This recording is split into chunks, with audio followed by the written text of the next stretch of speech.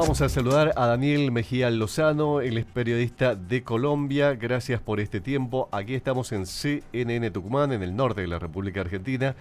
Sergio González y Alejandra Huésped, los saludamos. Daniel, buen día. Sergio, buenas tardes en Francia y buenos días en Argentina. Un gusto saludarle a usted y a todo su equipo de trabajo. Daniel, la consulta tenía que ver porque en la República Argentina, debido a una situación sistemática ya en la zona de Rosario, en la provincia de Santa Fe, el gobierno nacional pretende involucrar a las Fuerzas Armadas en la lucha contra el narcotráfico. ¿Cuál ha sido la experiencia de Colombia pretendiendo que las Fuerzas Armadas también participaran de esa guerra? Bueno, muchísimas gracias, Sergio. Y en primer lugar, la experiencia no ha sido nada buena.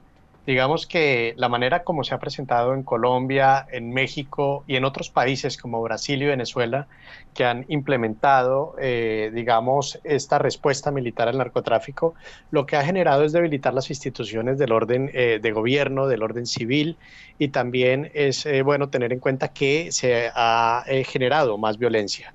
Dentro de este escenario, pues nos encontramos con que en Colombia, por ejemplo, se dieron capturas el año pasado en Cartagena, en Guaviare, en Miami, de militares que tenían que ver con carteles del narcotráfico y que estaban adscritos a la naval. Pues esto es bastante lamentable, ¿no? Estas capturas a estos militares del año pasado se suman a muchas más capturas donde los militares se han visto vinculados de alguna forma a los carteles del narcotráfico. Esta guerra contra el narcotráfico que empezó en los años 70 y 80, tanto en Colombia como en México y otros países de la región, hoy sigue y no ha logrado tener un éxito, aunque el presidente Gustavo Petro ha buscado con la paz total darle un enfoque diferente a este conflicto. Esto no ha tenido tampoco éxito. El vínculo, digamos, del narcotráfico con la política también es bastante fuerte, con políticos y con líderes políticos. En el caso de Colombia, los ascensos militares a las fuerzas militares los otorga el Congreso de la República y pues bueno, vemos escándalos como el del congresista del partido del presidente Gustavo Petro, Pedro Suárez Vaca, quien sostenía correspondencia con un narcotraficante condenado que tiene vínculo con una mafia albanesa, ¿no? Y que hoy está siendo investigado por la Corte Suprema de Justicia. Pedro José Suárez Vaca es un congresista de la línea de Gustavo Petro, y digamos que hoy es la investigación que hace la Corte Suprema de Justicia es precisamente por su relación con el narcotraficante Celio Nevardo Ávila. Este es solo un ejemplo de muchos ejemplos más donde los congresistas de Colombia han tenido vínculo con carteles del narcotráfico. Incluso Pablo Escobar fue congresista de Colombia, y en ese cóctel entre política y narcotráfico las fuerzas militares quedan inmersas porque las fuerzas militares no funcionan independientes, como un ente independiente al poder político, ¿no? En el caso de Ecuador, donde Daniel Noboa apenas en diciembre acaba de generar una reforma en la constitución política para militarizar el país y responder así a estos carteles de narcotráfico, hay que ver cuál ha sido el impacto y cuál es el balance en estos 3 primeros meses del año, y también cómo, digamos, de alguna forma la violencia se acrecenta. En el caso de Colombia vemos los falsos positivos, y vemos cómo los grupos como el Clan del Golfo, las FARC, las disidencias, también el ELN, cada vez se fortalecen mucho más, en donde además, insisto, ya el narcotráfico, no solamente los carteles pueden responder militarmente, sino tienen su propia diplomacia y también están financiando campañas políticas. Claro está que toda esta lucha, Sergio, que se ha dado contra el narcotráfico, tanto en Colombia como en México y como en otros países de la región, ahora en Ecuador, hoy la tendencia que se busca se podría afianzar al mal llamado modelo Bukele, ¿no? Que es la fuerza pública, pero que no es otra cosa diferente a estar en un estado de excepción permanente, ¿no? Y ese estado de excepción permanente pues le da todas estas facultades a las fuerzas militares, pero esa percepción que se da de seguridad al ver a las fuerzas militares enfrentando al narcotráfico también puede que no funcione realmente para acabar con los carteles. Y Sergio, algo muy delicado, se se pueden dar violaciones a los derechos humanos, vulneración a los derechos humanos, como lo vivió también Argentina por allá por los años 80, cuando las fuerzas militares tenían también, digamos, gran poder y gran apoyo en otros sentidos. Daniel, teniendo en cuenta que la militarización no estaría funcionando, sería un saldo negativo y que desde el gobierno las otras medidas que están tratando de implementar tampoco estarían funcionando, ¿cuál sería una tercera alternativa? ¿Se estuvo pensando sobre esto desde el gobierno? ¿Están trabajando? Alexandra, muy buenas tardes. Excelente pregunta. Bueno, en primer lugar, hay que ver que México, en el caso de México, vamos a hablar de México y Colombia puntualmente, que son los dos ejemplos más claros que tenemos en el continente. En México la violencia extrema ha crecido muchísimo. Llega uno a Acapulco y ve una ciudad totalmente militarizada, en donde digamos que el turismo incluso se desplazó completamente ante esta militarización permanente, ¿no? Es importante tener en cuenta que si no ha funcionado en los últimos 50 años de guerra civil en Colombia, que hemos tenido en Colombia 50 años ya de guerra civil, no ha funcionado en México. Prácticamente la lucha contra el narcotráfico en México y en Colombia inició al mismo tiempo, en los años 70 y 80, donde inicialmente se combatía la marihuana y ya luego entró la cocaína y ahora ya vamos en fentaminas, en 10.000 productos más que hacen parte del narcotráfico. Pero, ¿qué es lo que está pasando acá? Todo obedece a la presión de Estados Unidos. Mientras no exista un consenso entre los consumidores y los productores y la carga de responsabilidades sea igual para el consumidor que para el productor, nada ganamos con militarizar y con generar violencia y derramar sangre en los países de América Latina si acá en Europa, en Estados Unidos, el consumo de drogas se está haciendo libremente y no existe realmente una política que se endurezca también contra el consumidor, porque hay que decirlo, por ejemplo acá en Francia el consumo de droga pues digamos que no está permitido por la ley, pero se hace libremente y no existen sanciones ejemplares para el consumidor. Entonces se está atacando al productor y a quien la distribuye, pero no a quien la consume.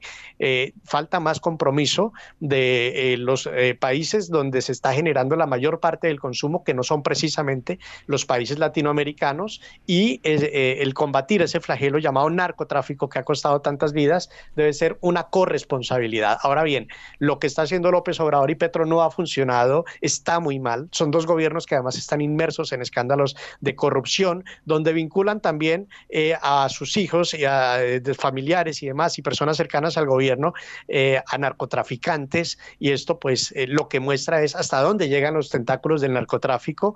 Y hoy podemos seguir diciendo que existen aún narcoestados donde las fuerzas militares simplemente están recibiendo millones de dólares de ayudas para esta supuesta lucha contra el narcotráfico, pero hay que ver también las denuncias que han presentado incluso algunas fuentes militares muy importantes, como lo que surgió recientemente en Colombia, donde una fuente militar decía que a la inteligencia militar de Estados Unidos no le interesaba realmente combatir el narcotráfico, sino quitarles sus bienes y quitarles su dinero. Entonces, ahí es donde hay que revisar realmente a fondo qué es lo que está pasando, porque es importantísimo combatir al narcotráfico, pero también es importantísimo garantizar ese equilibrio social en donde no se va a afectar la tranquilidad de los ciudadanos y donde no se van a vulnerar los derechos y se va a acrecentar la violencia, llevándola a otros niveles sin combatir realmente el problema, que en este caso es el narcotráfico.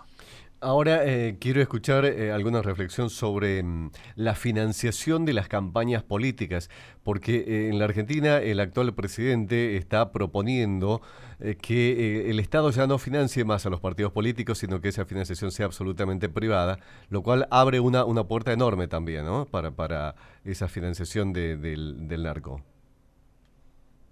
Por supuesto, Sergio, y hay algo que es muy importante, y es en el caso de Colombia, para ver este ejemplo, cómo la financiación del narcotráfico en las campañas ya se volvió costumbre, pero además está en total inmunidad. O sea, el narcotráfico entendió que tenía que dominar al Estado para poder funcionar como negocio. Y aunque es prohibido y aunque es un delito, está funcionando como negocio porque domina las tres ramas del Estado: la judicial, la ejecutiva y la legislativa. En la ejecutiva, pues nos encontramos a un expresidente Iván Duque con un proceso donde se le abrió una investigación por vínculos con un narcotraficante que fue asesinado en Brasil, con quien salían numerosas fotografías y que además le aportó dinero a su campaña. En el caso de Gustavo Petro, está siendo también investigado por los recursos que ingresaron irregularmente a su campaña. Vamos a ver qué ha pasado con estos procesos. Absolutamente nada, porque tanto el Consejo Nacional Electoral depende del Poder Ejecutivo y la rama judicial, los magistrados, están ahora negociando también con algunos sectores políticos para obtener prebendas. En ese sentido, los dineros del narcotráfico están pasando libremente sin problema y digamos que no existen condenas ejemplares y mucho menos se toca la inmunidad presidencial. Cuando vemos un caso como el de Marcelo Pezzi, el fiscal asesinado en Cartagena, en Colombia, hace no mucho tiempo, quien se encontraba precisamente investigando casos de narcotráfico, al narcotraficante, a uno de los narcotraficantes más buscados en este momento en Paraguay. Ahí en ese proceso se encontraba también inmerso el expresidente Benítez de Paraguay y otras figuras políticas. Entonces también están siendo investigados en este momento por financiación y por ingreso y por corrupción, y hay un escándalo en Paraguay en este momento en torno a esa situación. Ahora bien, no ha pasado nada con todos los procesos donde se han investigado expresidentes por vínculos con el narcotráfico. En Colombia, Ernesto Samper Pizano fue investigado por la financiación de su campaña por el cartel de los Rodríguez Orejuela y tampoco pasó nada, quedó en un proceso 8000. La inmunidad presidencial no ha permitido que exista una condena, por lo menos en Colombia, a un expresidente por el delito de narcotráfico, pero lo que sí tenemos claro es que en los últimos 50 años todas las campañas presidenciales han recibido recursos del narcotráfico independientemente al partido político que representen. Entonces, sí es bastante complejo el tema porque digamos que está muy bien en que se endurezcan las penas contra quienes reciban financiación del narcotráfico, como lo propone seguramente el gobierno del presidente Milei. Eso está muy bien, pero también está muy bien que se revise cómo está el sistema del Estado, cómo está el sistema de la justicia y hasta dónde también quienes van a juzgar y a investigar esta financiación de campañas políticas realmente están inmunes o también en algún momento pueden verse inmersos precisamente en estos casos de corrupción de los narcorrecursos que llegan a las campañas políticas. Daniel, queremos agradecerle infinitamente esta participación que ha sido muy valiosa para nosotros. No, muchas gracias, Sergio, Alexandra, por la invitación y bueno, realmente es un tema que está golpeando muy fuerte hoy a América Latina. Muy amable, un abrazo. Daniel Mejía Lozano es un periodista de Colombia, radicado en Francia. Conoce muy de cerca, obviamente, el tema del narcotráfico. 50 años, nos decías, de la lucha contra ese flagelo en su país y consideró absolutamente negativo el ingreso de las Fuerzas Armadas en ese combate.